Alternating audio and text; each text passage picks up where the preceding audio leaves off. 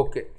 So guys మనం already సెవెంత్ది judiciary గురించి మాట్లాడుకున్నాం కదా సైలెంట్ ఫీచర్స్లో. సో ఇప్పుడు ఎయిత్ ఫండమెంటల్ రైట్స్ గురించి మాట్లాడుకుంటాం. ఆబ్వియస్గా ఇండియన్ కాన్స్టిట్యూషన్లో ఫండమెంటల్ రైట్స్ అన్నది చాలా చాలా మేజర్ది. సో ఇంచుమించు చెప్పాలంటే మనకి ఇది ఒక చాలా ఇంపార్టెంట్ ఫీచర్ అని అనుకోవచ్చు మనం. ఓకేనా?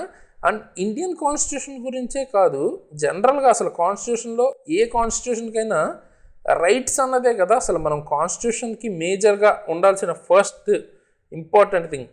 మనం కాన్స్టిట్యూషన్లో ఏం రాసుకుంటాం మెయిన్గా మనకు ఉండే రైట్సే కదా మనకి. అదే మనల్ని ఒక కింగ్ ఆర్ మోనార్క్ రూల్ నుంచి ఆర్ డిక్టేటర్ రూల్ నుంచి సెపరేట్ చేసేది ఆ రైట్సే కదా. ఇప్పుడు రాజు తనకి నచ్చింది ఏదైనా, కింగ్ తనకి నచ్చినట్టు పాలించవచ్చు. ఓకే, రూల్స్ ఎప్పుడైనా మార్చుకోవచ్చు. బట్ ఒక డెమోక్రాటిక్ విధానంలో ఒక రాజ్యాంగం ఉంది, మనం ఒక రూల్స్ ఫామ్ చేసుకున్నాం అంటే అర్థం ఏంటి? మనకి కూడా కొన్ని హక్కులు అంటే సిటిజన్స్కి కొన్ని హక్కులు ఉండాలి కదా. సో దీని గురించి కంప్లీట్గా మనం ఫండమెంటల్ రైట్స్ చాప్టర్లో మొత్తం మాట్లాడుకుంటాం. బట్ ఇక్కడ మనం ఏం మాట్లాడుకుంటాం? Fundamental rights as a feature, అసలు ఫీచర్గా మాట్లాడుకుంటాం. అంటే ఒక ఓవర్వ్యూ అనుకోవచ్చు మన ఇండియన్ కాన్స్టిట్యూషన్లో ఫండమెంటల్ రైట్స్ ఎట్లా ఉన్నాయి. సో ఇవి వచ్చేటప్పటికి పార్ట్ 3 అన్నమాట. పార్ట్ 3 ఆఫ్ ఇండియన్ కాన్స్టిట్యూషన్లో ఉంటాయి. ఓకేనా? So part 3 of Indian constitution ఏం చేస్తుందంటే మనకి guarantees 6 fundamental rights to all citizens. 6 fundamental rights to all citizens. ఓకేనా?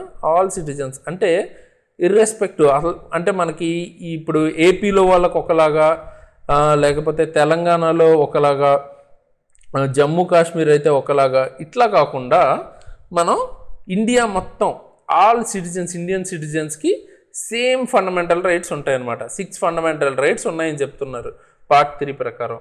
అవేంటి ఒక రఫ్గా చూద్దాం. ఓకేనా? డీటెయిల్డ్గా మనం ఎలాగో వేరే ఫండమెంటల్ రైట్స్ ఒక కంప్లీట్ చాప్టరే ఉంది, అందులో మాట్లాడుకుంటాం. సో ఆ 6 ఏంటంటే first right to equality.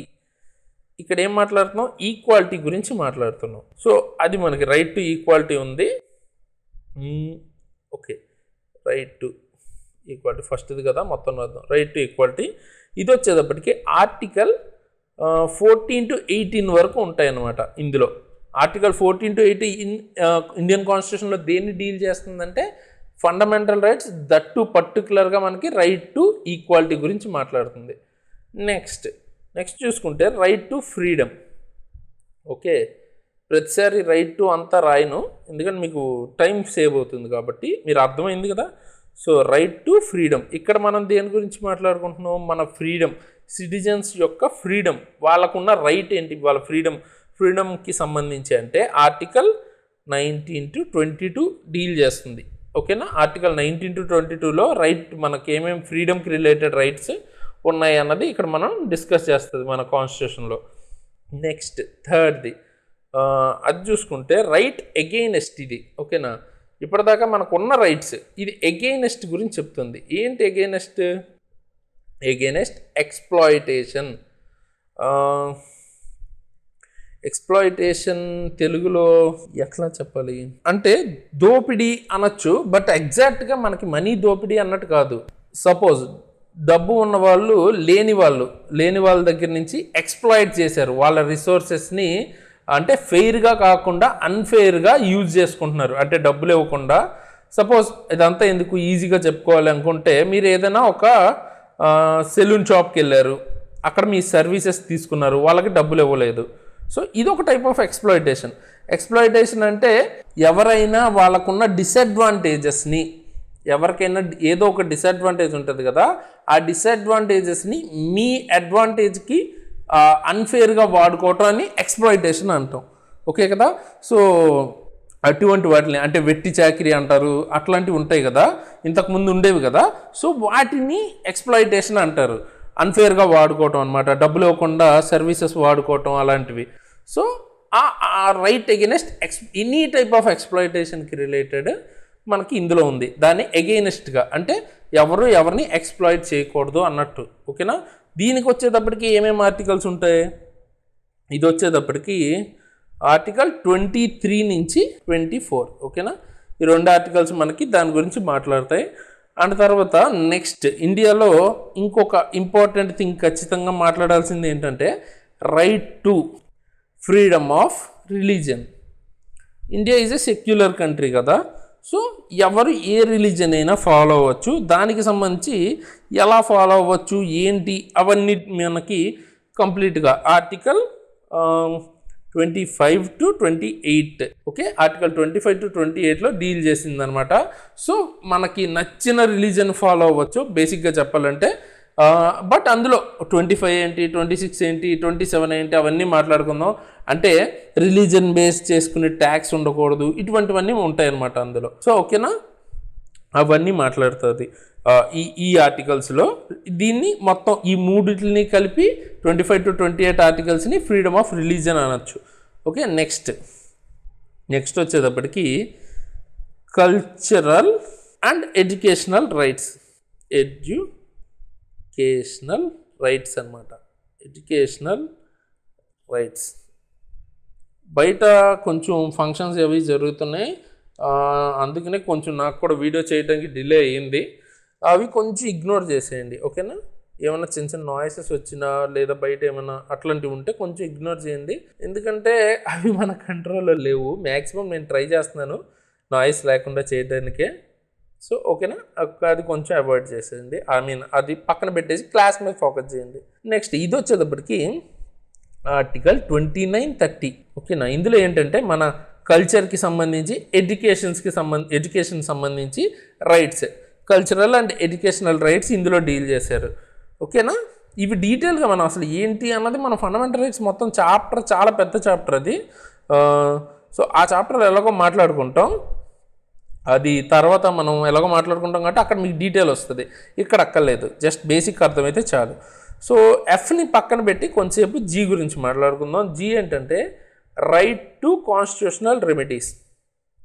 Right to constitutional remedies ఓకేనా. ఇది చాలా చాలా ఇంపార్టెంట్ అనమాట. ఈ మొత్తంలో ఇది చాలా ఇంపార్టెంట్ ఈ ఫండమెంటల్ రైట్స్లో. బేసిక్గా ఇది ఏ ఆర్టికల్లో ఉంటుందంటే ఆర్టికల్ 32 డీల్ చేస్తుంది మనకి. ఇది చాలా ఇంపార్టెంట్, ఎందుకంటే ఇది అంటే ఇప్పుడు పైన ఉన్న రైట్స్ అన్నిటిని గనక ఎవరైనా ఉల్లంఘిస్తే దాని నుంచి మనకు అసలు ఎలా దాని నుంచి మనకి జస్టిస్ జరుగుతుంది అన్నది ఇందులో ఉంటుంది అనమాట ఓకేనా. దీనికి మనకి బిఆర్ అంబేద్కర్ గారు చూసుకున్నట్టయితే heart are soul of the constitution అన్నారు ఓకేనా. బిఆర్ అంబేద్కర్ గారు okay, heart and soul of the constitution అన్నారు. సో అర్థం చేసుకోండి, అంత ఇంపార్టెంట్ ఇది ఓకే. ఇప్పుడు నెక్స్ట్ అసలు ఇంపార్టెంట్ ఎఫ్ ఎందుకు వదిలేసాం అన్న దాని గురించి మాట్లాడుకుందాం. Originally the constitution provided for 7 fundamental rights.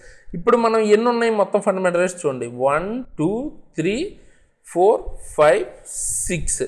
So మనం ఆల్రెడీ ఇందాక మాట్లాడుకున్నాం 6 ఫండమెంటల్ రైట్స్ ఉన్నాయి అని. బట్ ఒరిజినల్గా కాన్స్టిట్యూషన్ వాళ్ళు స్టార్ట్ చేసి మనకి అడాప్ట్ చేసినప్పుడు ఇచ్చినవి ఎన్ని అంటే 7 ఫండమెంటల్ రైట్స్ అన్నవి ఉన్నాయన్నమాట. తర్వాత అయితే ఒక ఫండమెంటల్ రైట్ అందులోంచి తీసేయబడింది. అందుకే చూడండి ఇక్కడ 30 ఉంది, ఇక్కడ 32 ఉంది. సో 31 ఏమైపోయింది, 31 లేదు. ఎందుకు లేదంటే అది తర్వాత డిలీట్ చేసేసారనమాట ఫండమెంటల్ రైట్స్లోంచి. సో ఒరిజినల్గా 7 ఉండేవి, ఇప్పుడు 6 ఉన్నాయి ఓకేనా. అయితే ఇది ఎలా ఈ 31 ఆర్టికల్ ఎలా డిలీట్ చేసేసారంటే 44th అమెండ్మెంట్, అది ఇంపార్టెంట్ అమెండ్మెంట్ ఓకేనా.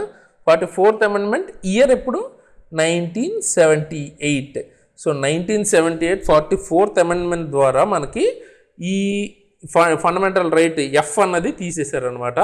అసలు ఆ ఎఫ్ అసలు దేన్ని డీల్ చేస్తుంది అంటే అది మనం తెలుసుకునే ముందు ఇప్పుడు ఇది డిలీట్ అంటే కంప్లీట్గా డిలీట్ చేసేలేదు. దీన్ని ఏం చేశారంటే ఈ 31 ఆర్టికల్ని ఇక్కడ డిలీట్ చేసేసి పార్ట్ 12, ఇప్పుడు ఇది పార్ట్ 3 కదా మనకి ఫండమెంటల్ రైట్స్.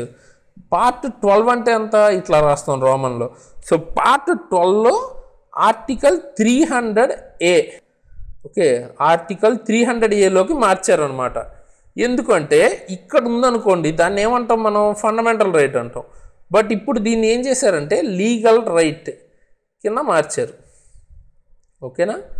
సో లీగల్గా ఇది ఒక రైట్ ఉంది, కానీ ఫండమెంటల్ రైట్ కాదు. దానికి దీనికి డిఫరెన్స్ ఏంటి అన్నది మీకు తర్వాత తెలుస్తుంది. ఫండమెంటల్ రైట్స్ చాప్టర్ అయిన తర్వాత మీరు ఒక్కొక్కటి తెలుసుకునేటప్పుడు ఓవర్ వ్యూ ఇంకా బాగా డెవలప్ అవుతుంది. ఇప్పుడు జస్ట్ మనం ఒక బేసిక్ నేర్చుకుంటున్నాం అంతే, పైపైన సూపర్ఫిషియల్గా అసలు ఏముంటుంది ఏంటి అన్నది చూస్తున్నాం. డీప్గా మనం చదువుకున్నాక మీరు మళ్ళీ బ్యాక్ వచ్చి ఈ వీడియో చూస్తే రివిజన్ అప్పుడు చాలా చాలా బాగా అర్థమవుతుంది. ఓకేనా? ఎందుకంటే మీకు అవి ఏంటి అన్నది ఇంకా క్లియర్గా అర్థమవుతుంది కాబట్టి రివిజన్కి బాగుంటుంది. సో ఇది ఫస్ట్ బేసిక్స్ చూసుకుంటాం, మళ్ళీ క్లాసెస్ అయిపోయిన తర్వాత రివిజన్ చేస్తారు కదా, అప్పుడు ఇంకా బాగా హెల్ప్ అవుతుంది ఈ వీడియో. అండ్ దాని గురించి చెప్పే ముందు ఒకటి కంపల్సరీ వీడియోని అయితే లైక్ అయితే చేయండి. సో దట్ నాకు చాలా మోటివేషన్ అయితే ఉంటుందన్నమాట. అంటే వీడియోని లైక్ చేయడం అనే కాదు, వ్యూస్ కానీ షేర్స్ కానీ ఎక్కువ చేస్తే మీరు అంటే కనీసం అట్లీస్ట్ ఒక 10,000 వ్యూస్ కనుక ప్రతి వీడియోకి ఉంటే ఈ కంప్లీట్ సిరీస్ పాలిటీ నుంచి కంప్లీట్గా అన్నీ ఫ్రీగా నేను యూట్యూబ్లో ప్రొవైడ్ చేస్తాను. లక్ష్మీకాంత్ మొత్తం ఏదైతే ఉందో అది నా తరపు నుంచి నేను ప్రొవైడ్ చేయడానికి నాకు కూడా మోటివేషన్ ఉంటుంది. లేకపోయినా కూడా నేను పెడతాను, వ్యూస్ రాకపోయినా అదేం ప్రాబ్లం కాదు. కానీ అంటే ఫాస్ట్గా కొంచెం నేను చెయ్యాలి, అన్ని టైం ఎక్కువ ఇన్వెస్ట్ చేసి వరుసగా త్వరగా పెట్టడానికి నాకు ఒక మోటివేషన్ ఉంటుంది. సో దట్ అది ఎలాగో ఫ్రీయే కాబట్టి మీకు ఒకవేళ కంటెంట్ నచ్చితే రెగ్యులర్ ప్లేలిస్ట్, అంటే ఇది ప్లేలిస్ట్ ఫామ్లో ఉంటుంది.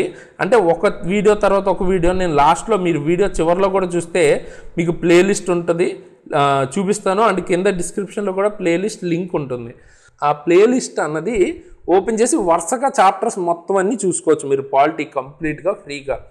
ఓకే, మొత్తం కంప్లీట్గా ఫ్రీగా నేను ప్రొవైడ్ చేయాలి కాబట్టి మీరు కూడా కొంచెం వీడియో అనేది మీ ఫ్రెండ్స్కి షేర్ చేసి, ఎవరికైతే నెసెసిటీ ఉంటుందో ఆ గ్రూప్స్లో షేర్ చేసి, అంటే ఇది మల్టిపుల్ ఎగ్జామ్స్కి యూపీఎస్సీ కానీ ఆర్ఆర్బీ కానీ అన్ని ఎస్ఎస్సి కానీ ఏ దానిలో పాలిటీ ఉందో అన్నిటికీ ఇంతకంటే మ్యాక్సిమం ఏమి ఉండదు.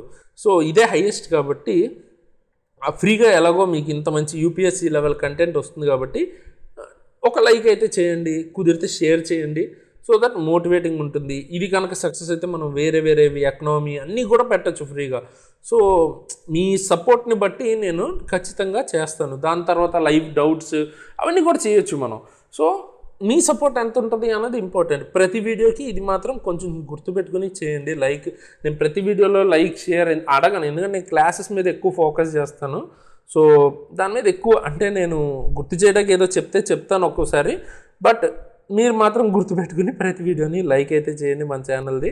అండ్ ఖచ్చితంగా షేర్ చేయండి. మీకు యూజ్ఫుల్ అనిపించినా, ఎవరికైనా పనికి వస్తుంది అనిపించినా గ్రూప్స్లో మీ ఫ్రెండ్స్కి షేర్ అయితే చేయండి. ఓకే, సో అది పక్కన పెట్టేద్దాం. ఇప్పుడు మళ్ళీ దీని గురించి మాట్లాడేసుకుందాం ఇంకా. ఓకే, ఇప్పుడు ఈ లీగల్ రైట్ కింద మారింది. ఇప్పుడు మనకి బేసిక్గా constitutional rights, fundamental rights, legal rights ఇట్లా ఉంటాయన్నమాట. అవి మీకు తర్వాత చాప్టర్స్లో వస్తుంది, అప్పుడు క్లియర్ చేసుకుందాం. ఫండమెంటల్ రైట్స్ అయితే ఇప్పుడు మనం మాట్లాడుకున్నాం కదా. ఇవి బేసిక్గా ఇవేంటంటే ఇప్పుడు నేను చెప్తాను మీకు, అసలు ఈ టాపిక్ అయ్యేలోపు మీకు ఒక ఫండమెంటల్ రైట్స్ గురించి అర్థమవుద్ది. అది అర్థమైతే లీగల్ రైట్స్కి దానికి ఉన్న డిఫరెన్స్ ఏంటో తెలుస్తుంది. ఓకే, సో కొంచెం వెయిట్ చేయండి. ఇప్పుడు ఫండమెంటల్ రైట్స్ అసలు దేనికి, ఏ ఐడియాని ప్రమోట్ చేస్తుంది ఫండమెంటల్ రైట్స్ అన్నది? అంటే ప్రతిదీ పెట్టిన దానికి ఒక రీజన్ ఉంటుంది కదా. ఇది ఏ ఐడియాని ప్రమోట్ చేయడానికంటే పొలిటికల్ డెమోక్రసీ అంటే బేసిక్గా ఏంటంటే ప్రతి ఒక్కళ్ళు పొలిటికల్గా, డెమోక్రసీ అంటే ఏంటి, మనకి ప్రజల చేత అన్నీ జరగాలి అనుకోవటమే కదా. సో పొలిటికల్ కంట్రోల్ అన్నది ప్రజల చేతిలో ఉండాలి అన్న టైప్. బయట కొంచెం నాయిస్ ఎక్కువైంది. ఓకే, దాని పక్కన పెట్టేద్దాం, ఎందుకంటే ఇప్పుడు నేను మళ్ళీ ఇది ఆపానంటే టైం వేస్ట్ అయిపోతుంది ఈ ఒక్క వీడియోకి కొంచెం. Okay, idea of political democracy గురించి అంటే బేసిక్గా ఫండమెంటల్ రైట్స్కి పొలిటికల్ డెమోక్రసీ వస్తుంది. అదే మీకు directive principles of state policy, DPSP అని తర్వాత మనం చెప్తాం. ఇప్పుడు ఇది మనం 8th పాయింట్ ఫండమెంటల్ రైట్స్ చెప్తున్నాం కదా, 9th డిపిఎస్పి గురించి మాట్లాడతాం. దాని ఐడియా దేనికి, దాని ఐడియా వచ్చేటప్పటికి ఏంటంటే మీకు సోషల్ అండ్ ఎకనామిక్ డెమోక్రసీ అన్నమాట. ఎకనామిక్ డెమోక్రసీ బేసిక్గా అట్లా. ఇది దేనికి ఐడియల్స్ అంటే దానికి సంబంధించిన భావజాలం దేని సపోర్ట్ చేస్తుందంటే political democracy, fundamental rights. DPSP అన్నది సోషల్ అండ్ ఎకనామిక్ డెమోక్రసీ అన్నది ఆ రైట్స్ని ఆ వాటి గురించి ఆ భావజాలాన్ని ప్రమోట్ చేయడానికి. ఓకే, ఇప్పుడు అసలు ఫండమెంటల్ రైట్స్ ఎందుకు అన్నది మాట్లాడుకుందాం. ఫండమెంటల్ రైట్స్ ఉండటం వల్ల ఏంటి అంటే they operate as limitations on the tyranny of executive and arbitrary laws. ఇక్కడ కీవర్డ్స్ కొన్ని గుర్తుంచుకోవాలి ఇంగ్లీష్ మీడియం వల్ల అయితే ఖచ్చితంగా. ఎందుకంటే ఆ పదాలు పడితే మీరు ఇప్పుడు నేను మీనింగ్ మామూలుగా చెప్పేసిన తెలుగులో మళ్ళీ ఆ పదం పడినప్పుడు కీవర్డ్ మీకు తెలియపోతే మళ్ళీ కన్ఫ్యూజ్ అవుతారు కదా, అనవసరంగా పాయింట్ బిట్ పోతుంది. కాబట్టి ఇక్కడ ఈ word tyranny of executive and arbitrary laws of legislation. Tyranny of బేసిక్గా ఇది ఎగ్జిక్యూటివ్ ఉంటుంది మనకి తెలుసు, ఇంతకుముందే మాట్లాడుకున్నాం. అది కాకుండా ఇంకెవరు ఉంటారు, లెజిస్లేచర్ ఉంటుంది, జ్యుడిషియరీ ఉంటుంది. ఇక్కడ జ్యుడిషియరీని వదిలేస్తే ఎగ్జిక్యూటివ్ అండ్ లెజిస్లేషన్కి సంబంధించి ఎగ్జిక్యూటివ్స్ అంటే ఏంటి, మనకి ఏదైతే ఈ లెజిస్లేషన్స్ అంటే పార్లమెంట్లో లాస్ చేస్తారో అది లెజిస్లేషన్ అంటాం. అది అది అమలుపరచే వాళ్ళని ఎగ్జిక్యూటివ్స్ అంటాం. సో ఇప్పుడు ఇది అమలుపరిచే ప్రాసెస్లో వాళ్ళు ఎలా కావాలంటే అలా చేయకుండా ఆపద్ది అనమాట. ఫండమెంటల్ రైట్స్ అన్నది ఆపుద్ది. అలాగే లెజిస్లేషన్స్లో లా తయారు చేస్తారు కదా, ఆ లాస్ కూడా ఆర్బిటరీ, ఇక్కడ ఈ వర్డ్ కూడా గుర్తుపెట్టుకోవాలి, ఆర్బిటరీ లాస్ అంటే లాస్ ఎలా పడితే అలాగా రీజనబుల్గా లేకుండా, జస్టిస్ లేకుండా, అంటే ఎలా అంటే అది అన్ఫేర్ అన్నట్టు కాకుండా ఒక ప్రాపర్గా ఉన్నవి మాత్రమే లాగా చేసేలాగా, లేదా ఎగ్జిక్యూటివ్ వాళ్ళ పనులు వాళ్ళు ఎలా పడితే అలా, అంటే ఇప్పుడు పోలీస్ తనకి నచ్చినట్టు బిహేవ్ చేయకుండా అట్లా వాటి నుంచి కాపాడడానికి ఇది మనకి ఫండమెంటల్ రైట్స్ బేసిక్గా హెల్ప్ అవుతుంది. మెయిన్ పర్పస్ ఇదే మనకి. ఎగ్జిక్యూటివ్ నుంచి లెజిస్లేషన్స్ నుంచి వాళ్ళు ఎలా పడితే అలా బిహేవ్ చేయకుండా మనల్ని కాపాడుతుంది ఫండమెంటల్ రైట్స్ అన్నది. And they are justiciable in nature. ఈ ఫండమెంటల్ రైట్స్ అన్నవి జస్టిసబుల్ అన్నమాట. అంటే వీటి గురించి ఇవి కనుక వైలేట్ అయితే, ఎవరైనా ఏదైనా దీనికి సంబంధించి మీకు ప్రాబ్లం క్రియేట్ చేస్తే ఫండమెంటల్ రైట్స్ గురించి మీరు కోర్టుకి వెళ్ళచ్చు. జస్టిసబుల్ అంటే అర్థం ఏంటంటే దాని గురించి కోర్టుకి వెళ్ళి అడగచ్చు, ఇట్లా వైలేట్ చేస్తున్నారు అని. అంటే they are enforceable by the courts for their violation. అంటే ఇక్కడ కీవర్డ్ ఒకటి మళ్ళీ ఎన్ఫోర్సబుల్ అంటే కోర్టు ఖచ్చితంగా అవి ఎన్ఫోర్స్ అయ్యేలా చూసుకుంటుంది. ఓకేనా, వైలేట్ అయితే ఫండమెంటల్ రైట్స్ వైలేట్ అవ్వకూడదు. Okay, the aggrieved person can directly go to supreme court. అంటే ఇవి గనక వైలేట్ అయితే అగ్రీవ్డ్ పర్సన్ అంటే బాధించబడ్డ వ్యక్తి అంటారు కదా, విక్టిమ్. ఓకే, అతను డైరెక్ట్గా సుప్రీంకోర్టుకి వెళ్ళిపోవచ్చు. అంటే సుప్రీంకోర్టులో కేసు వేయచ్చు, దానికి రిలేటెడ్ సుప్రీంకోర్టుని డైరెక్ట్ రీచ్ అవ్వచ్చు. మీరు జ్యుడిషియరీ గురించి తెలుసుకునేటప్పుడు తెలుస్తుంది. జ్యుడిషియరీకి మీకు హయ్యెస్ట్ మనకి ఎవరు ఉంది ఇండియాలో, సుప్రీంకోర్టే కదా. సో మీరు ప్రతి విషయానికి డైరెక్ట్ సుప్రీంకోర్టుకి వెళ్ళిపోరు నార్మల్గా. దానికంటూ చాలా ప్రాసెస్ ఉంటుంది. లోయర్ కోర్ట్స్ ఉంటాయి, తర్వాత డిస్ట్రిక్ట్ కోర్ట్స్ మనకి, తర్వాత ట్రిబ్యునల్స్ ఉంటాయి, తర్వాత హైకోర్ట్స్ ఉంటాయి. సో ఇట్లా ఒక్కొక్క దాన్ని బట్టి మీరు వెళ్ళొచ్చు అనమాట. దానికి అపీల్ చేసుకుని దాని నుంచి వెళ్ళాల్సి ఉంటుంది. సుప్రీంకోర్టు దాకా వెళ్ళాలనుకుంటే డైరెక్ట్ పెద్దానికి సుప్రీంకోర్టుకి వెళ్ళలేరు. బట్ ఫండమెంటల్ రైట్స్ విషయానికి వస్తే డైరెక్ట్ మీరు సుప్రీంకోర్టుకి అయితే వెళ్ళొచ్చు. బట్ ఇన్ జనరల్ మీరు హైకోర్టుకి కూడా వెళ్తారా, హైకోర్టుకి కూడా వెళ్ళొచ్చు కొన్ని విషయాలకి. అది డీటెయిల్ చాప్టర్ వచ్చినప్పుడు మీకు అర్థం అవుద్ది. బట్ మీరు కావాలనుకుంటే సుప్రీంకోర్టుకి డైరెక్ట్ వెళ్ళొచ్చు. దీనికి సంబంధించి అగ్రీవ్డ్ పర్సన్ వైలేట్ అయితే డైరెక్ట్ వెళ్ళొచ్చు. దాని ద్వారా విచ్ కెన్ ఇష్యూ రిట్స్. సుప్రీంకోర్టుకి వెళ్తే దీని రిలేటెడ్ రిట్స్ అనే పదం ఉంటుంది ఇక్కడ. అంటే రిట్స్ ఇష్యూ చేస్తుంది అనమాట. రిట్స్ అంటే ఒక టైప్ ఆఫ్ ఆర్డర్స్ అనమాట. ఆ సిచ్యువేషన్కి తగ్గట్టు రిట్స్ అయితే ఇస్తారు. ఇందులో 5 ఉంటాయి. అవి ఏంటంటే habeas corpus. Okay, habeas corpus ఇదంతా ఒకటే. కొంచెం పదాలు ఫస్ట్ టైం వినే వాళ్ళకైతే చాలా కొత్తగా ఉంటాయి. బట్ మీకు రెగ్యులర్గా వస్తాయి ఇంకా పాలిటీలో ఇవైతే. So next mandamus and prohibition,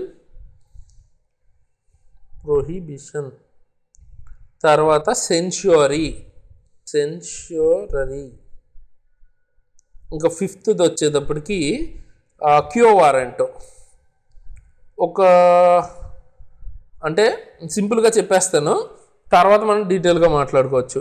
ఇప్పుడు ఒక వ్యక్తిని అరెస్ట్ చేశారు, సపోజ్ ఎవరినైనా అరెస్ట్, ఇప్పుడు దృశ్యం సినిమాలో ఉంటుంది కదా ఈ అందులో వస్తుంది. హెబియస్ కార్పస్ అంటే ఏంటంటే బేసిక్గా ఇప్పుడు ఎవరినైనా అరెస్ట్ చేశారు లేదా ఎవరైనా వ్యక్తి మిస్సింగ్ అనుకుందాం, 24 ఒకవేళ అరెస్ట్ చేస్తే పోలీసులు అరెస్ట్ చేసిన 24 అవర్స్లో వాళ్ళని మ్యాజిస్ట్రేట్ ముందు గనక ప్రవేశపెట్టకపోతే, అంటే కోర్టుకు గనక ప్రొడ్యూస్ చేయకపోతే, ఏది జర్నీ టైంతో కలుపుకుని, ఓకేనా, జర్నీ టైం తీసేసి జర్నీ టైంని పక్కన పెట్టేసి మిగతా టైం 24 అవర్స్ క్యాలిక్యులేట్ చేస్తారు. అప్పట్లోపు కనుక అరెస్ట్ చేసిన వ్యక్తిని కోర్టులో ప్రొడ్యూస్ చేయకపోయినా, మెజిస్ట్రేట్ ముందు ప్రవేశపెట్టకపోయినా మనకేంటంటే వాళ్ళని రిలీజ్ చేసేయమని కోర్టు అయితే చెప్తుంది. ఫర్దర్గా వాళ్ళని అడుగుతుంది అసలు ఏంటి అన్నట్టు. సో ఆ రిలేటెడ్గా హెబియస్ అన్నది ఉంటుంది, ఓకేనా. బేసిక్గా ఎవరైనా మిస్సింగ్కి కానీ లేకపోతే ఇట్లా అంటే ఇల్లీగల్గా అరెస్ట్ చేశారు అట్లాంటివి ఉంటాయి కదా, వాటికి రిలేటెడ్ వాడతారు హెబియస్ కార్పస్ అన్నది. ఓకే, డీటెయిల్ మనం ఎలాగో తర్వాత మాట్లాడుకుంటాం, బట్ బేసిక్ హెబియస్ కార్పస్ అయితే ఇది. సింపుల్గా చెప్పా, డీటెయిల్గా మీరు ఇంకా ఫర్దర్గా మాట్లాడుకోవచ్చు. అండ్ ఇది రివిజన్ అప్పుడు ఇంకా బాగా అర్థమవుద్ది మీకు. మీరు ఫ్యూచర్ చాప్టర్స్ చూసేసిన తర్వాత మళ్ళీ బ్యాక్ వస్తారు కదా, అప్పుడు ఇంకా బాగా అర్థమవుద్ది. ఇప్పుడు ఇంత డీటెయిల్ ఇప్పుడు చెప్పడం కూడా వేస్ట్, అనవసరం, మళ్ళీ అక్కడ ఎలాగో మాట్లాడుకోవాలి. నెక్స్ట్ మ్యాండమస్ అని ఉంటుంది. ఎవరన్నా ఇప్పుడు సపోజ్ మీరు ఒక గవర్నమెంట్ ఆఫీస్కి వెళ్తే అక్కడ వాళ్ళు చేయాల్సిన డ్యూటీ సరిగ్గా చేయట్లేదు అనుకోండి, అప్పుడు కోర్ట్ అన్నది కమాండ్ చేస్తుంది అనమాట. ఓకే, కమాండ్ చేస్తుంది ఖచ్చితంగా ఇది ఎలా చేయండి, ఎందుకు చేయరు అన్నట్టు. ఓకే, ఆ టైప్ వస్తుంది మ్యాండమస్ అంటే. ప్రొహిబిషన్ వచ్చేటప్పటికి ఏంటి, మీకు లిటరల్గా ఆపటం అనమాట. ప్రొహిబిషన్ అంటే మీకు తెలుసు కదా, ఆపటం. ఇప్పుడు ఒక కేసు జరుగుతుంది లోయర్ కోర్టులో, ఆ జ్యూరిస్డిక్షన్ నుంచి అంటే పైన సుప్రీంకోర్టుకి పాస్ చేయండి అన్నట్టు అనమాట ప్రొహిబిషన్ అంటే. అది ఆపి హయ్యర్ కోర్ట్స్కి పాస్ చేయమని అడగటం. ఓకే, సెన్షరీ అంటే ఏంటంటే ఆల్రెడీ తీర్పు వచ్చేసింది లోయర్ కోర్టులో, అది కొట్టేసి మళ్ళీ కొత్తగా సుప్రీంకోర్టు కానీ హయ్యర్ కోర్టు కానీ తీసుకుంటుంది. సో అది సెన్షరీ. క్యో వారెంటో అంటే ఏంటంటే బై వాట్ అథారిటీ అంటే, ఇప్పుడు మనం ఒక ఆఫీస్లో ఎవరన్నా, ఇప్పుడు సపోజ్ ఇక్కడ కలెక్టర్ ఆఫీస్ ఉంది, కలెక్టర్ ప్లేస్లో ఎవరో ఒకరిని అపాయింట్ చేసింది అనుకుందాం గవర్నమెంట్. అట్లా అంటే జరగదు, మామూలు ఎగ్జాంపుల్కి ఏదో సింపుల్గా అర్థం అవ్వాలని చెప్తున్నాను. అట్లా ఎవరైనా ప్రాపర్ వేలో కాకుండా అలాంటి పోస్టింగ్ ఎవరికైనా వచ్చేస్తే అప్పుడు మనం వాళ్ళని కోర్టులోకి వేసేస్తే అడుగుతుంది బై వాట్ అథారిటీ, ఏ అథారిటీతో మీరు అక్కడ ఉన్నారు, ఎలా వచ్చారు, ఏ అథారిటీతో ఉన్నారు అంటే. ఏదైనా ఆర్డర్ ఎవరైనా పాస్ చేస్తే వాళ్ళ పాస్ చేయడానికి ఆర్డర్కి వాళ్ళకి అధికారం లేకపోతే కోర్టు అడుగుతుందన్నమాట, మీరు ఏ అధికారంతో చేశారు. క్యూ వారెంట్ అంటే అది. ఇది బేసిక్ రఫ్గా చెప్పాలంటే, ఇంకా డీటెయిల్ మీకు ఎలాగో వస్తుంది. ఓకే, సో అది పక్కన పెట్టండి. ఇప్పటికైతే ఇది సరిపోతుంది. సో మన రైట్స్ని రిస్టోర్ చేయడానికి ఈ 5 waysలో రిట్స్ అయితే ఇష్యూ చేస్తారనమాట. ఓకేనా. However the fundamental rights are not absolute. So ఇంత చెప్పారు కాబట్టి ఫండమెంటల్ రైట్స్ అంటే అబ్సల్యూట్ అనుకోవచ్చు చాలామంది, బట్ ఇక్కడ ఏంటంటే ఫండమెంటల్ రైట్స్ కూడా అబ్సల్యూట్ కాదు. అబ్సల్యూట్ కాదంటే ఏంటి, వాటికి కూడా రీజనబుల్ రిస్ట్రిక్షన్స్ అయితే ఉంటాయన్నమాట. ఓకేనా. అంటే ఇప్పుడు సపోజ్ ఫ్రీడమ్ ఆఫ్ స్పీచ్ ఉంటుంది. ఫ్రీడమ్ ఆఫ్ స్పీచ్ అంటే మనకి నచ్చినట్టు మాట్లాడచ్చు, మన వ్యూస్ని ఎక్స్ప్రెస్ చేయొచ్చు. ఎంతవరకు దాన్ని ఒకరిని డిఫేమ్ చేయడానికో లేకపోతే దానికి కొన్ని సెట్ ఆఫ్ రూల్స్ ఉంటాయి, అవి పాటించాలి మీరు. స్పీచ్ ఉంది కదా అని హేట్ఫుల్ స్పీచ్ లేదా మనం కంట్రీకి ఎగెనెస్ట్గా ఏదైనా మాట్లాడేయటం అటువంటివి చేయకూడదు. ఓకే, సో అంటే రిస్ట్రిక్షన్స్ ఉన్నాయి, అబ్సల్యూట్గా కాదు కదా. 100% మీకు ఇంకా మీ నోటికి వచ్చినట్టు మాట్లాడచ్చు అన్నట్టు కాదు. ఫండమెంటల్ రైట్స్ ఉన్నాయంటే సో కొన్ని రిస్ట్రిక్షన్స్ ఉన్నాయి కాబట్టి అబ్సల్యూట్ కాదు అంటాం. ఓకేనా. సో రీజనబుల్ అబ్సల్యూట్ కాదు, రీజనబుల్ రిస్ట్రిక్షన్స్ ఉంటాయి. Further they are not sacrosanct. ఈ పదం కూడా గుర్తుపెట్టుకోండి, సాక్రోశాంట్. ఇది కూడా కీవర్డ్ అన్నానంటే ఏంటంటే ఈ పదాలు పడతాయి అంటే ఏంటని మళ్ళీ మీరు ఎగ్జామ్లో కన్ఫ్యూజ్ అవ్వకూడదు. అవి గుర్తుపెట్టుకోవాల్సిన పదాలు అని అర్థం. కీవర్డ్ అంటే, ఓకేనా? అది నెక్స్ట్ టైం ఇచ్చిన ఎప్పుడైనా కీవర్డ్ అంటే అది గుర్తుపెట్టుకోవాలి అని ఆ పదం. ఓకే, సాక్రోసాంట్ అంటే ఇంకా వాటిని మార్చలేము అన్నట్టు కాదనమాట. సాక్రోసాంట్ అంటే ఇంక మనం మార్చలేము అనమాట. ఫండమెంటల్ రైట్స్ వన్స్ ఒకసారి వస్తే తీసేయలేము అన్నట్టు. బట్ మీకు ఆల్రెడీ చెప్పాను, ఇంతకుముందు ఎఫ్ ఉండేది తీసేశారు. అదేంటి, బేసిక్గా రైట్ టు ప్రాపర్టీ అనమాట. అక్కడ రాయలేదు కదా, అక్కడ రాద్దాం. అక్కడ రాయొద్దులేండి, లేకపోతే ఎందుకంటే అక్కడ రాస్తే మీరు అది కూడా కలిపి చదివేస్తారు. ఇక్కడే రాస్తా, రైట్ టు ప్రాపర్టీ. యాక్చువల్గా ఆర్టికల్ 31 ఉంది కదా, ఇంతకుముందు ఉండేది తీసేశారు కదా. సో అది రైట్ టు ప్రాపర్టీ అన్నది ఉండేది, అది తీసేశారంటే అర్థం ఏంటి, అవి సాక్రోసాంట్ కాదనే కదా. సాక్రోసాంట్ అంటే తీయలేము, మార్చలేము ఇంకా ఫండమెంటల్ రైట్స్ని. సో సాక్రోసాంట్ కాదు, కెన్ బి కట్టైల్డ్ అంటే వాటిల్ని ఆపచ్చు, తీసేయచ్చు. Repealed, can be curtailed or repealed by the parliament. Curtail చేయొచ్చు అంటే ఆపచ్చు, రిపీల్ తీసేయచ్చు. Okay, by parliament. ఎవరు పడితే వాళ్ళు చేయడానికి లేదు కదా, కానీ అది ఎవరు చేస్తారు, పార్లమెంట్ ద్వారానే జరుగుతుంది. Through a constitutional amendment. ఊరికే చేసేలేరు, అది కూడా కాన్స్టిట్యూషనల్ అమెండ్మెంట్ అన్నది ఖచ్చితంగా చేస్తేనే అది జరుగుతుంది. దానికి ఒక ప్రాసెస్ ఉంటుంది, అది కూడా టఫ్గానే ఉంటుంది. ఫండమెంటల్ రైట్స్ని తీసేయాలంటే ఎలా పడితే అలా తీయటకుండదు, కొంచెం టఫ్గానే ఉంటుంది, బట్ తీయచ్చు. సో కట్టెలు చేయొచ్చు, రిపీల్ చేయొచ్చు by parliament using or through constitutional amendments అనమాట. They can also be suspended. దాంతోపాటు అవి సస్పెండ్ కూడా చేయొచ్చు. ఫండమెంటల్ రైట్స్ని సస్పెండ్ కూడా చేయొచ్చు. ఎప్పుడు పడితే అప్పుడు కాదు, during the operation of national emergency suspend కూడా చేయొచ్చు. ఎప్పుడు అంటే నేషనల్ ఎమర్జెన్సీ కనుక జరుగుతుంది, నేషనల్ ఎమర్జెన్సీ కనుక పెట్టారనుకోండి, అప్పుడు మనకి ఫండమెంటల్ రైట్స్కి సస్పెండ్ అయిపోతాయి అన్నమాట. ఓకేనా? ఎక్సెప్ట్ అప్పుడు కూడా the rights guaranteed by article 20 and 21 ఏవైతే 2021 ఏవైతే ఉన్నాయో ఆ రెండు ఆర్టికల్స్ని మాత్రం మీరు నేషనల్ ఎమర్జెన్సీలో కూడా సస్పెండ్ చేయలేరు. ఓకేనా? బేసిక్గా అవి ఏంటంటే right to life, right to Liberty అనమాట. అంటే right to life and personal Liberty అన్నది ఆర్టికల్ 21లోకి వస్తుంది. నెక్స్ట్ 20 వచ్చేటప్పటికి protection in respect of conviction for offences. Conviction అంటే ఏంటంటే బేసిక్గా మనకి అంటే గిల్టీ అని ప్రూవ్ అయిపోయింది, అంటే నేరస్తుడు అని ప్రూవ్ అయిపోయింది. బట్ నేరస్తుడికి కూడా కొన్ని ఉంటాయన్నమాట హక్కులు, వాటికి ప్రొటెక్షన్గా ఉండేవి. ఆ రెండు మాత్రం నేషనల్ ఎమర్జెన్సీ టైంలో కూడా సస్పెండ్ అవ్వవు. ఓకేనా? ఈ టైంలో మా నేషనల్ ఎమర్జెన్సీలో మిగతా ఫండమెంటల్ రైట్స్ అయితే సస్పెండ్ అవుతాయి. సో బేసిక్గా ఇవి ఫండమెంటల్ రైట్స్ సంబంధించి మన ఫీచర్ కింద కాన్స్టిట్యూషన్లో ఒక సేలియన్ ఫీచర్ కింద ఇట్లా చెప్పుకోవచ్చు. దాని గురించి ఒక బ్రీఫ్. నెక్స్ట్ వచ్చేటప్పటికి DPSP, directive principles of state policy, 9th DPSP. ఇది కూడా సెపరేట్ చాప్టర్ ఉంటుంది, మీరేం వరీ అవ్వక్కర్లేదు, దాని గురించి మనం డీటెయిల్గా మాట్లాడుకుంటాం అందులో కూడా. ఇప్పుడు ఫండమెంటల్ రైట్స్కి ఒక రీజన్ ఉన్నట్టే డిపిఎస్పి అన్నది ఇంకో రకం. దేనికి ఇందాకే మనం మాట్లాడుకున్నాం. యాక్చువల్గా according to B R Ambedkar, DPSP is a novel feature of Indian constitution. Ambedkar గారి ప్రకారం ఓకే మొత్తం రాద్దాం. అంబేద్కర్ గారి ప్రకారం ఇదేంటంటే డిపిఎస్పి అనేది ఒక నోవెల్ ఫీచర్, ఒక కొత్త ఫీచర్ అనమాట మన కాన్స్టిట్యూషన్లో.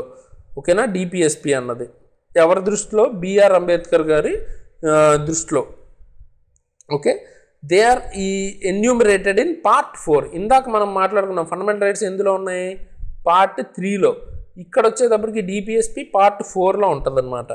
Okay, part 4 of the Indian constitution. They can be classified into 3 broad categories. ఈ డిపిఎస్పి అన్నది 3 రకాలుగా డివైడ్ చేసుకోవచ్చు మనం. ఏంటి ఆ 3 రకాలు అంటే, ఫస్ట్ గాంధేయన్. ఈ డిపిఎస్పిలో ఫస్ట్ది సోషలిస్ట్.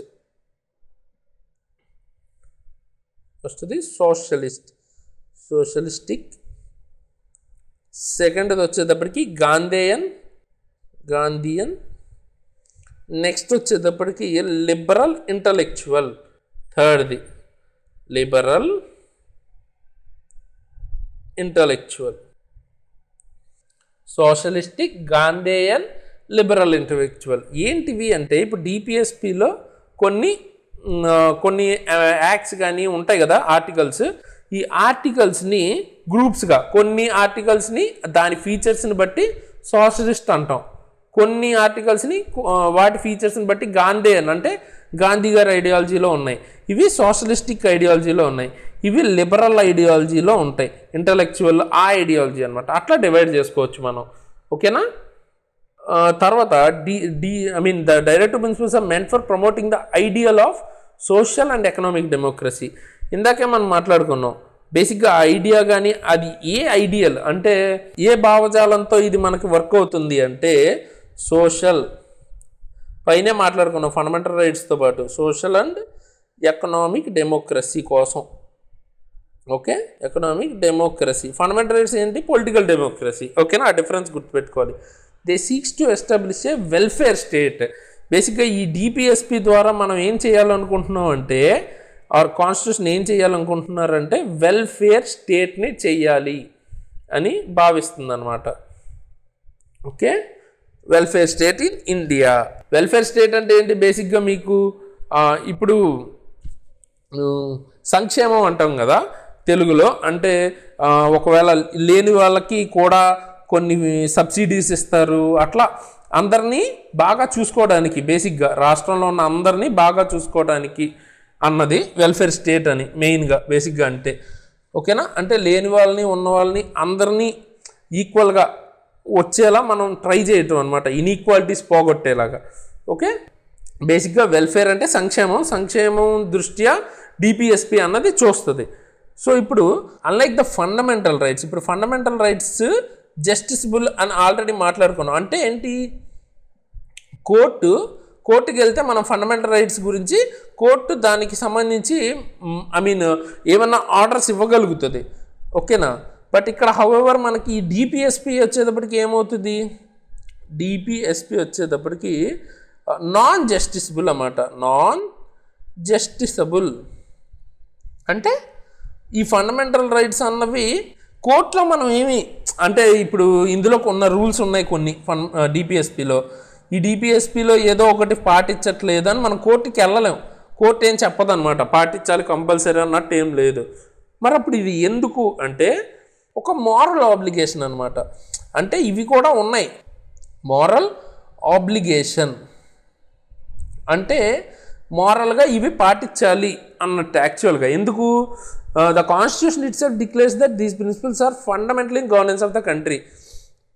మన కాన్స్టిట్యూషన్ ఏం చెప్తుంది? ఈ డిపిఎస్పి అన్నది పాటించడం యాక్చువల్గా ఫండమెంటల్ అంట గవర్నెన్స్కి, అంటే పరిపాలించడానికి ఇవి ఫండమెంటల్, చాలా ఇంపార్టెంట్, బేసిక్స్ అన్నట్టు అనమాట డిపిఎస్పి అన్నది అని ఒక మారల్గా చెప్తుంది అంతే. ఓకేనా, దీన్నేమి కోర్టులో మనం కేసేసి ఆ టైప్లో కాదు, బట్ కంపల్సరీ పాటించాలి అని ఒక మారల్గా చెప్తుంది. అర్థమైంది కదా డిఫరెన్స్ అన్నది.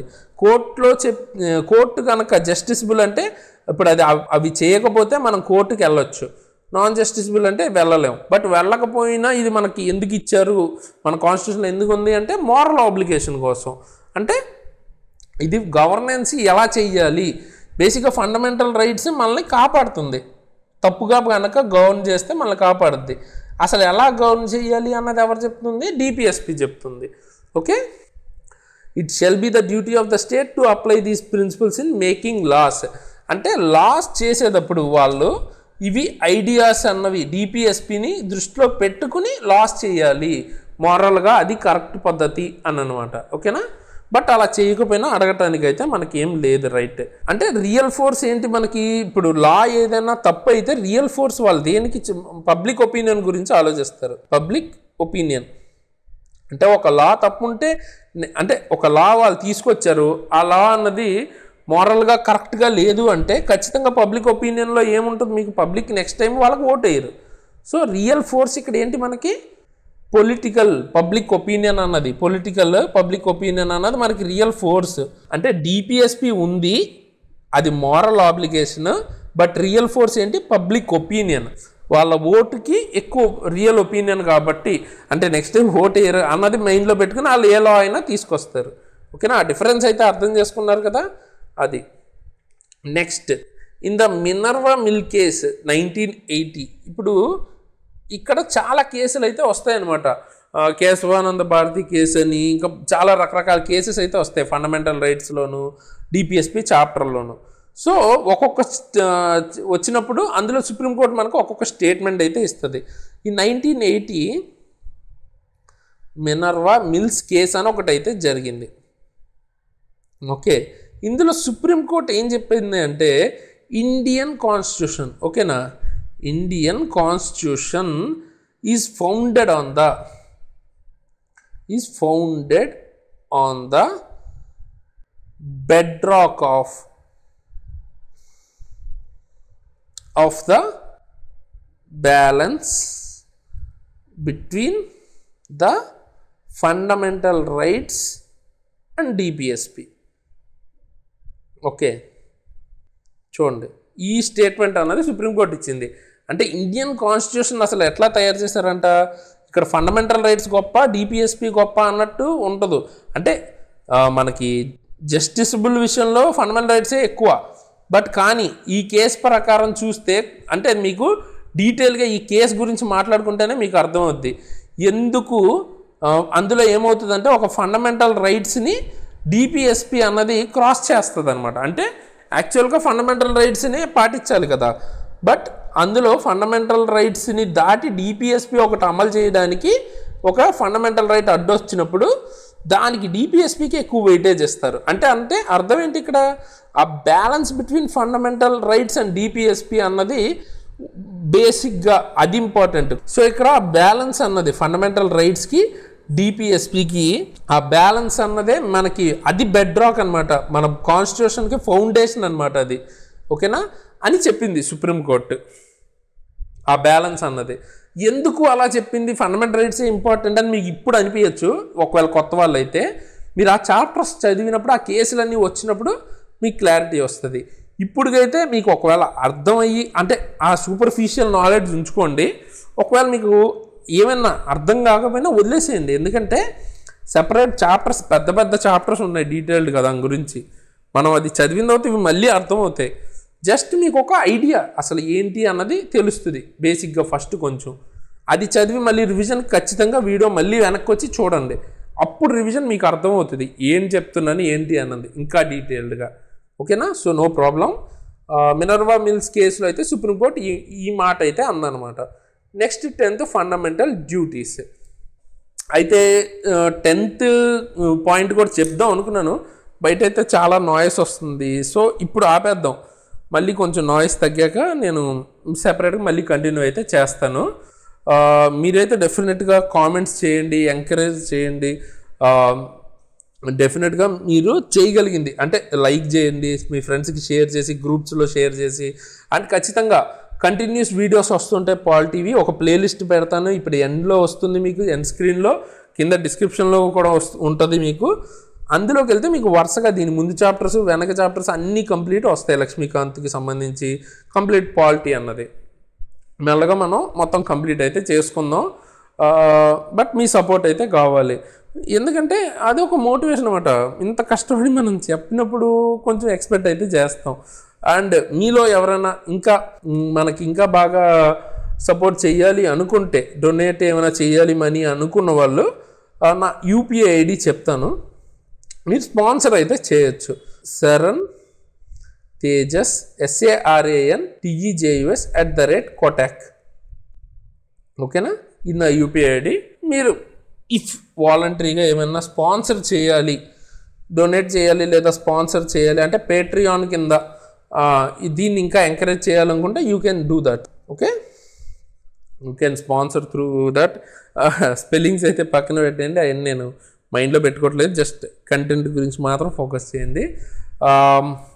నెక్స్ట్ వీడియోస్కి ఇంకా బెటర్గా వస్తుంటాయి. ఇంకా ఏమైనా మీ డౌట్స్ ఉంటే కూడా కామెంట్ చేయండి.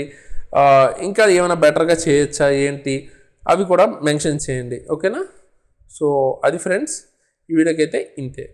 ఇలాంటి మంచి మంచి వీడియోస్ మళ్ళీ అయితే వస్తాను. నెక్స్ట్ క్లాసెస్ కూడా కంటిన్యూ అవుతాయి, ప్లీజ్ డూ వాచ్ ఇట్. మీ సపోర్ట్ని బట్టి డెఫినెట్గా నేను నెక్స్ట్ క్లాసెస్ కూడా ఇంకా ఫాస్ట్గా అప్లోడ్ అయితే చేస్తాను. Thank you. సో చూసారు కదా ఫ్రెండ్స్, ఇటువంటి మంచి మంచి క్లాసెస్ కోసం అంటే సబ్జెక్ట్ వైజ్ కంప్లీట్ క్లాసెస్ కోసం మన యాప్ని అయితే డౌన్లోడ్ చేసుకోండి. లింక్ అన్నది డిస్క్రిప్షన్లో ఉంటుంది, లేదా ప్లే స్టోర్లో మీరు ఎగ్జామ్ ట్రిక్స్ అని కనుక సెర్చ్ చేస్తే పక్కనే మీకు ఎగ్జామ్ ట్రిక్స్ కింద శరణ్ తేజస్ అని ఉంటుంది పబ్లిషర్ ఐడి. మీరు ఎగ్జామ్ ట్రిక్స్ యాప్ కనుక డౌన్లోడ్ చేసుకుంటే అందులో మీకు ఫ్రీ కంటెంట్తో పాటు క్లాసెస్ అన్ని రకాల క్లాసెస్ అయితే ఉంటాయి. అండ్ మీకు ప్రజెంట్ అయితే అక్కడ రైల్వేకి సంబంధించిన కోర్సెస్ అయితే రన్ అవుతున్నాయి. ఫ్యూచర్లో మనం వేరు కోర్సెస్ కూడా అంటే బ్యాంకింగ్ ఇంకా రకరకాలు ఉన్నాయి కదా, అవి కూడా లాంచ్ చేస్తాం. సో డౌన్లోడ్ చేసుకుని అయితే పెట్టుకోండి. అండ్ మీకు ఎవరికైతే నీడ్ ఉంటుందో అందులో క్లాసెస్ కూడా వినొచ్చు. అండ్ ఫ్రీ కంటెంట్ కూడా అండ్ టెస్ట్లు కూడా అందులో వస్తుంటాయి. సో కంపల్సరీ డౌన్లోడ్ చేసి పెట్టుకోండి. అండ్ దాంతోపాటు డిస్క్రిప్షన్ అసలు ఒకసారి చెక్ చేయండి.